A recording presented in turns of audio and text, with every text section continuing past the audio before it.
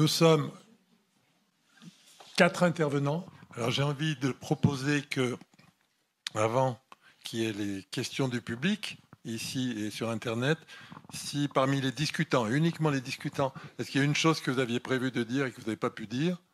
Non, pour vous, c'est bon. J'aurais juste un petit mot à rajouter sur la question de l'évaluation du travail social, en fait, parce que vous avez dit à propos de la toxicomanie qu'effectivement, qu'est-ce qu'on pouvait faire pour les sortir et le constat de l'impossibilité de les sortir. Après, ça sera intéressant de savoir ce que sont devenues ces personnes 20 ans après. Sauf que, effectivement, dans la réalité du travail social, on ne se permet pas de porter une évaluation qualitative, je souhaiterais dire, qui puisse nous permettre de dire, bon, ce qu'on a fait peut-être à une époque, peut-être que ça a des répercussions ultérieurement, quoi. Juste par rapport à ce que vous avez dit tout à l'heure, suivre une personne 5 ans, je pense que aujourd'hui on nous parle beaucoup, nos formateurs nous parlent d'une posture, c'est à nous aussi de décider si on veut continuer à avoir le lien avec les familles, de se positionner. Et aussi, vous avez dit que tout à l'heure, quelqu'un a dit que la formation de travailleur social, ça nous désapprend par rapport aux préjugés. Moi, je suis arrivée dans une association où je pensais fortement que les femmes somaliennes ne divorçaient jamais.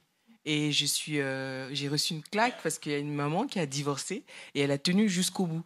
Et moi, ça m'a déconstruit ma manière de penser la femme somalienne. Donc voilà, ça peut continuer le militantisme social. Moi, j'avais une question à vous poser par rapport à la suppléance des éducateurs. Parce que justement, vous en parlez là. Nous, en tant qu'assistant service social, si j'ai bien compris, nous, on a une certaine distance par rapport à l'accompagnement des enfants. À l'ASE, il y en a qui sont plutôt coordonnateurs qu'au sein même d'un foyer, par exemple, en accompagnement tous les jours. Alors, en deuxième année, j'ai été embauchée dans une association de protection de l'enfance. Et souvent, on nous appelle à un peu de distance par rapport à la relation qu'on peut avoir avec les enfants.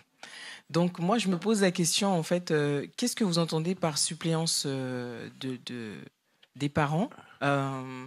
Comment...